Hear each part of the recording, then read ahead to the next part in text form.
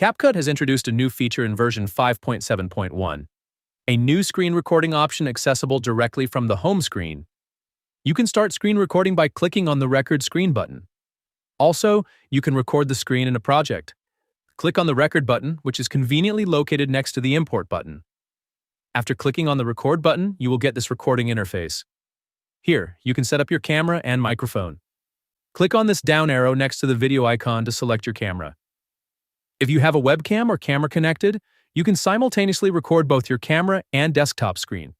Just select your available camera. Then click on this down arrow next to the audio icon to select your microphone. You can select your preferred microphone, whether it's an internal mic or an external mic. Just select your available microphone. Now, click on the Record button. Once you click on the Start Recording button, a 3-second countdown will begin.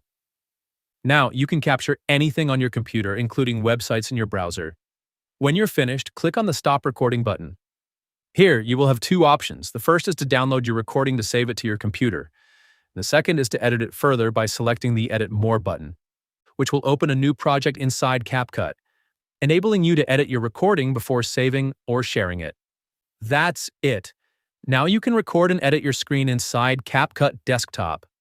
Feel free to reach out if you encounter any issues during the process.